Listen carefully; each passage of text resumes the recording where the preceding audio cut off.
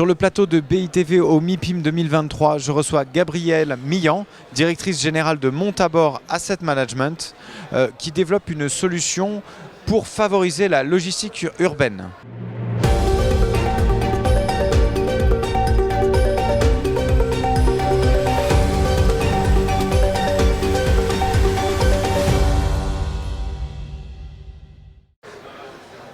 Gabrielle Millan, bonjour. Bonjour.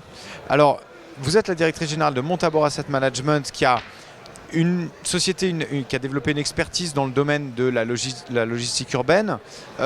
Avant d'évoquer cette solution-là, quelles sont les problématiques qui sont liées au développement de cette offre du dernier kilomètre au plus près des bassins de consommation ? Alors aujourd'hui, on a plusieurs constats qu'on a pu faire au travers de nos premières opérations. Donc d'abord, on a les dark stores, les dark kitchens, globalement, finalement, une logistique urbaine désorganisée aujourd'hui, qui génère des nuisances dans les villes, les bikers qu'on peut voir en bas de nos bureaux, de nos habitations, qui n'ont finalement pas d'endroit où aller entre leurs différentes livraisons, des livraisons désorganisées qui occupent l'espace public, des camions qui stationnent au milieu de la route, voilà, des palettes sur les trottoirs, etc. Donc ça, c'est ce qu'on a pu constater et qu'on constate tous. En parallèle de ça, vous avez une diminution importante de l'utilisation de la voiture. Vous avez beaucoup de parkings aujourd'hui dans une ville comme Paris qui se posent la question de leur évolution, même des grands parkings publics. Plus largement, vous avez un changement d'usage qui s'opère, puisqu'en parallèle de ça, vous avez aujourd'hui énormément de demandes d'espaces de logistique urbaine, donc intramuros dans les villes. Aujourd'hui, l'offre, elle est principalement pour 97% en XL en dehors de la ville. Donc il y a un vrai besoin pour, aujourd'hui par exemple à Paris, 500 000 colis livrés par jour. Donc ça va de façon exponentielle. Donc il y a un vrai besoin de pouvoir traiter ces aspects donc, de livraison quotidienne qui sont extrêmement importantes et en croissance. Et donc il faut des espaces pour les héberger. Donc vous avez finalement un peu une mutation. D'un côté, des espaces qui sont de plus en plus délaissés, parking, garage automobile, liés à cette finalement évolution des usages de mobilité en fait, tout simplement.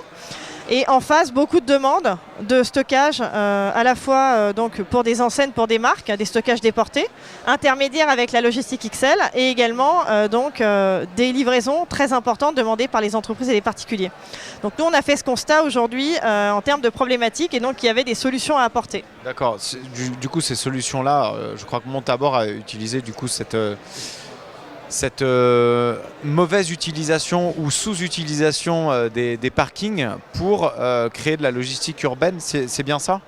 C'est ça, en fait, ce qui se passe, c'est qu'on a constaté donc, ces changements d'usage, en fait, tout simplement, et ces besoins de surface de logistique urbaine. Et dans le contexte d'une première opération qu'on a développée donc, dans Paris, 8e arrondissement, sur 16 000 m², au départ, on voulait réouvrir un parking public qu'on a acheté. On a été approché par du coup, des logisticiens qui nous ont dit nous on a besoin, est-ce que ça vous intéresserait pas de nous vendre ou de nous louer vos surfaces avant même qu'on ait pensé à développer de la logistique. Donc tout ça a fait qu'on s'est posé beaucoup de questions et qu'on a développé une solution donc, de logistique du dernier kilomètre qu'on a appelée Bright House. D'accord. Alors, vous parlez d'un parking, c'est vrai que la plupart des parkings parisiens, on les connaît, ils sont très étroits.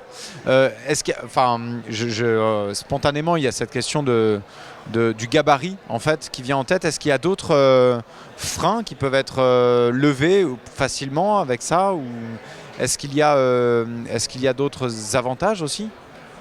Alors effectivement, on est sur de la réutilisation, on est sur du zéro artificialisation. Donc on réutilise des mètres carrés existants, donc forcément on n'est pas sur des bâtiments construits avec un cahier des charges pour de la logistique urbaine comme on pourrait construire un immeuble neuf de bureaux, de logements, etc. Donc comme on doit réutiliser des espaces existants, évidemment ils étaient dédiés à la voiture. Donc gabarit d'une voiture, en général, on a des hauteurs de porte à 2,10 m, voilà.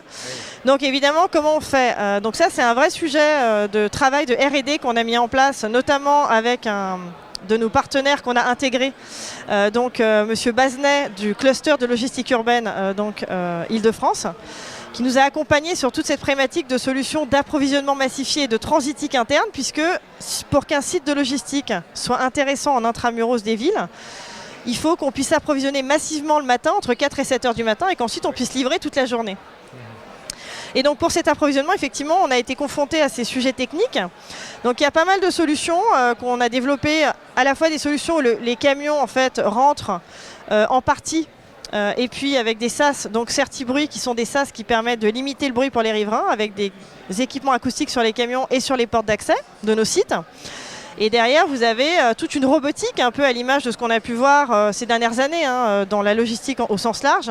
La robotisation, donc le camion arrive et vous avez les colis qui sont récupérés automatiquement avec des systèmes de crémaillère. Donc on a des solutions comme ça. D'autres fois, en fonction des sites, on a aussi des solutions. On peut faire rentrer des petits camions, des 12 tonnes, qui rentrent à l'intérieur des sites, qui ont le gabarit, approvisionnent et ressortent. Et aujourd'hui, notamment au Japon, il y a énormément de solutions qui sont développées, puisqu'ils ont été assez précurseurs sur ces problématiques de circulation en fait, et beaucoup de camions qui sont développés avec des rayons de giration de smart.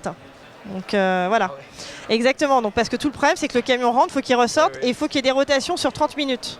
Voilà. Sinon, c'est encore une fois un problème d'approvisionnement, et dans ce cas-là, autant aller chercher la logistique XL, quoi. Alors, vous avez parlé d'une opération dans le 8e. Est-ce qu'on peut parler d'autres opérations en cours? Est-ce que vous avez des marques d'intérêt? Alors aujourd'hui, on a cette première opération dans le 8e arrondissement qu'on livrera pour les Jeux Olympiques. Donc c'est notre objectif. Pour l'instant, on est sur ce timing qui est notre flagship, on va dire, une opération de 16 000 m². On va déployer la marque Bright House avec un pick-up de colis en pied d'immeuble, avec une activité de colisage et une activité de stockage déporté pour les marques et commerçants, dans l'objectif aussi de leur redonner un petit peu la main par rapport au e-commerce. Donc on a cette première opération. En parallèle, on a deux autres opérations sur lesquelles on travaille. Une première en petite couronne, dans une ville limitrophe du 8e arrondissement. Et puis un projet dans le 12e arrondissement également, du coup sur le secteur de la Porte de Charenton. Donc, on a ce projet de flagship sur cette grande surface. Et puis après, on a ces deux autres projets qui sont sur des surfaces de 4000 m². Aujourd'hui, notre surface de base, pour pouvoir déployer nos trois activités, donc de colisage, stockage déporté et pick-up de colis en pied d'immeuble, on a besoin à peu près de 3000 m² minimum pour pouvoir le déployer. Donc on cherche aujourd'hui des sites et on a, en ce sens, monté un fonds de logistique urbaine. On est en train de déployer avec des assureurs institutionnels qui nous suivent aujourd'hui à hauteur de 200 millions pour déployer massivement sur déjà ces projets-là. Un nouveau projet qu'on a identifié pas plus tard qu'hier, on a fait une offre sur un dossier dans le 9e arrondissement. Et puis également sur les villes de Lyon, Marseille, Bordeaux aussi, on commence à regarder à la demande de nos partenaires. Ouais. Okay. Gabrielle Millan, merci pour toutes ces informations et merci pour cet éclairage sur la logistique urbaine. Avec grand plaisir. On poursuit merci à vous. Merci. On poursuit ces émissions sur BITV. Restez avec nous.